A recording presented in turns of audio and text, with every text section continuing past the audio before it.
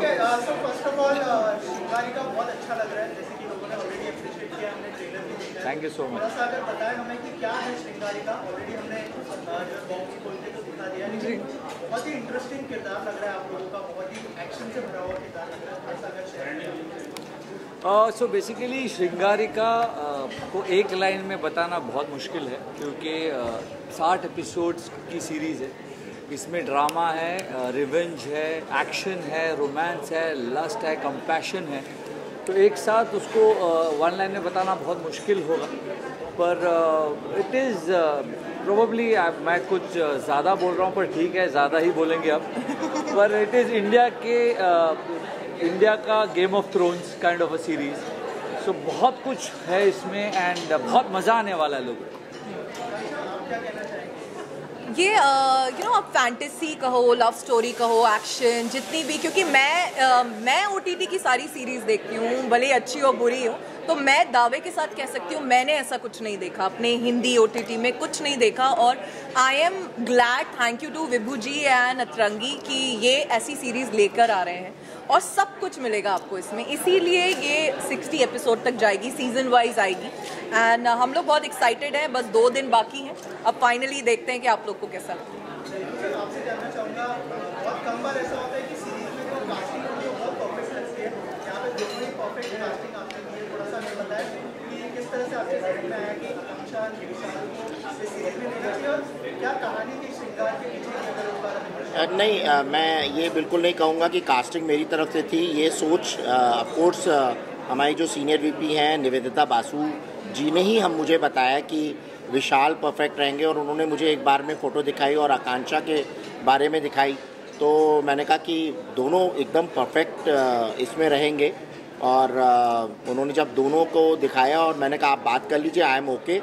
और जब इनको स्क्रिप्ट सुनाई, मुझे याद है कि हम लोग अनसुनी के सेट लगा हुआ था और आकांक्षा वहाँ आई थी, तो उन्होंने सेट देखा और उसके बाद निवेदिता जी से स्टोरी सुनी, वन लाइनर, तो उन्होंने बोल दिया कि नहीं मेरे को ये करना ही करना है। तो और मैं आपको एक बात बहुत अच्छी बताना चाहूँगा, मैं बहुत थैंकफुल हूँ विशाल जी का, आकांक्षा जी का और एंटायर टीम का, चाहे वो डायरेक्टर हो और चाहे हमारे को एक्टर्स हो इसमें साथ में, उनका बहुत ज़बरदस्त सपोर्ट रहा। मैं बहुत सी बातें रिवील नहीं करना चाहता, मतलब ये एक स्टोरी एक ऐसी बन कर के आई है जिसमें क्या होता है कि बहुत मोनोटोनस हो जाता है चीज़ें, और चीज़ें जो होती हैं वो प्रॉपर क्योंकि क्या होता है जब शुरू में जब बातें होती हैं ना कि ये शो कर रहे हैं और ये शो बन रहा है, तो उस वक्त क्या होता है जैसे एक लड़का लड़की जब एक पहली बार मिलते हैं ना, तो वो एक अलग एक्साइटमेंट होता है। और शादी के बाद क्या होता है कि पलंग पे जो है वो तौलिया गीला पड़ा हुआ है, तुम्हें पता नहीं है,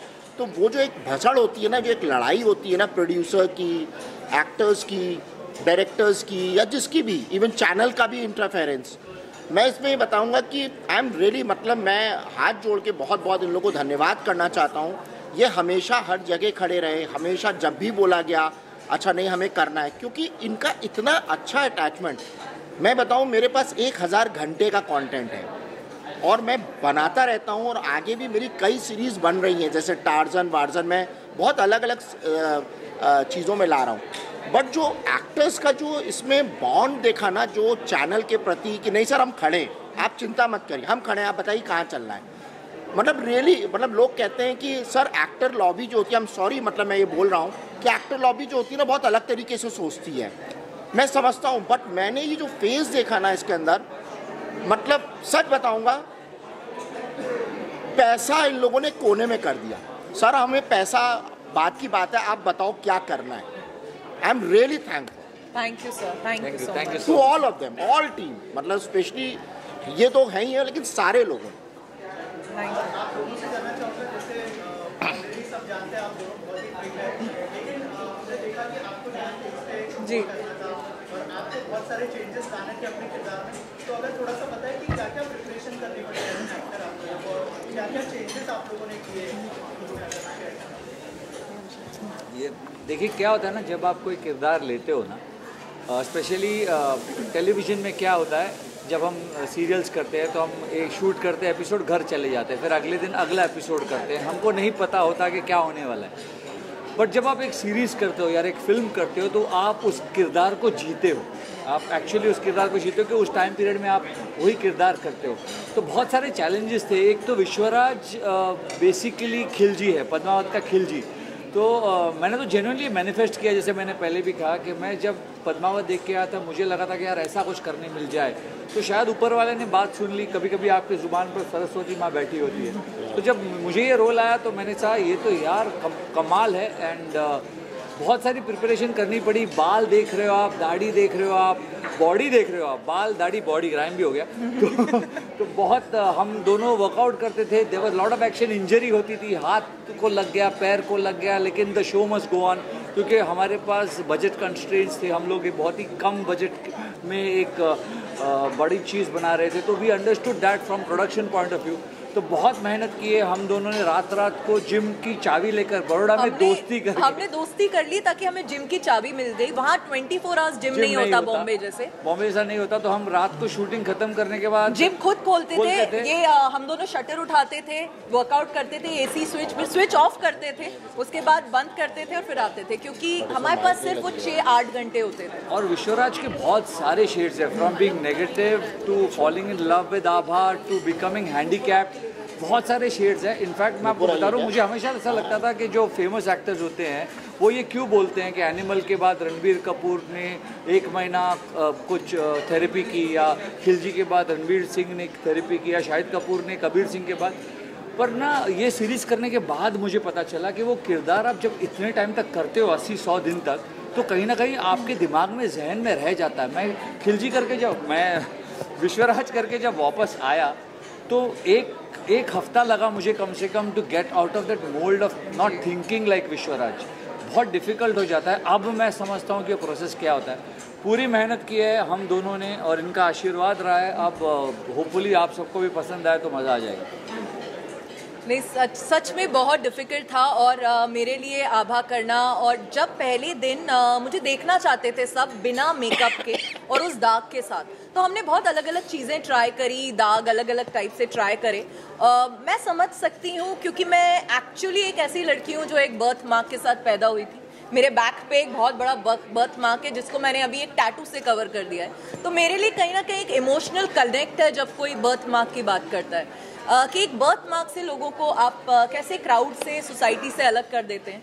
और कोई एक सिर्फ ऐसा ही आर्टिस्ट इस रोल को कर सकता था जो फिट हो और एक्शन के लिए ट्रेंड हो। बहुत सारी चोटें लगी हमें, हाथ में लगी, टिटनेस के इंजेक्शन लगाए। एक शॉट है, आपने देखा होगा प्रोमो में, जिसमें मैं चूड़ियाँ तोड़ रही हूँ, तो मेरा एक्चुअल ब्लड है, क्योंकि वो चूड़ियाँ सच में मेरे हाथ में। मनमीत सर ने बोला मैं यही शॉट लूँगा क्योंकि ये रियल दिख रहा है, मुझे तुम्हारा रियल ब्लड चाहिए, इसमें कोई आर्टिफिशियल ब्लड मत डालो। और वो हम लोग का पैशन। हाँ सर लीजिए, नहीं तो कोई और आर्टिस्ट होगा, भाग जाएगा, डिटॉल लगाएगा। हमने वो पूरी टीम ने वैसे ही काम किया, बहुत मज़ा आया। एंड आई एम थैंकफुल कि मुझे विश्वराज में विशाल मिले, नहीं तो मुझे नहीं लगता विश्वराज और आभा ऐसे दिख सकते थे जैसे अभी आपको दिख रहे हैं। एंड थैंक यू विभू जी श्रृंगारिका देने के लिए। मुझे लगता है ये मेरा आज तक का one of the best show रहेगा, और मैं आभा को कभी नहीं भूलना चाहती भी नहीं हूँ। आपके जो ऐप्स है और मैडम आपकी भी एक सवाल है, वो ऑर्गेनिक है या ये फ्लेक्सिबल है? अरे देखिए, मैं तो बिल्कुल इस चीज़ को, और लड़कियों के लिए तो ये सब चीज़ें ज़्यादा होती भी नहीं है, ना मैं सपोर्ट करती हूँ। और मैं सबको ये बोलती हूँ कि एब्स आपको एक दिन में नहीं दिखेंगे, ये हम दोनों के सालों की मेहनत है, सालों की कंसिस्टेंसी है, उसके बाद अब जाके दिख रहे हैं, और बेहतर पे बेहतर। अभी 6 दिख रहे हैं आपको, अभी रुकी है आप, इस साल 8 दिखेंगे। Thank you so much. मैं क्या मैसेज दूँ? मैं सब पूरी एंटायर टीम को, सब लोगों को बहुत बहुत धन्यवाद करना चाहता हूँ। और सपोर्ट उनका जो रहा, और इतने जद्दोजहद के बाद आज हम लोग ये दिन देख रहे हैं। हमको एक समय ऐसा लगा था कि शायद ये सीरीज़ कंप्लीट ही नहीं हो पाएगी, बन ही नहीं पाएगी। बट भगवान को बहुत बहुत धन्यवाद है, पूरी एंटायर टीम को बहुत बहुत धन्यवाद है, सारे एक्टर, क्रू, टेक्नीशियंस, सबको, आपको लोगों को सबको धन्यवाद है। यही है कि ये शो है। और मैं इसमें एक मैसेज और देना चाहूँगा कि कुछ बड़े चैनल्स हैं जिनको हमने ये शो दिखाया है, आप बहुत जल्दी 2 महीने बाद ये शो वहाँ पर भी देखेंगे। मतलब बड़े मतलब टॉप 5 जो वर्ल्ड के टॉप 5 हैं उसमें मैं नाम नहीं अभी ले सकता क्योंकि अभी एग्रीमेंट साइन नहीं हुआ है। Thank you so much. बोल बम।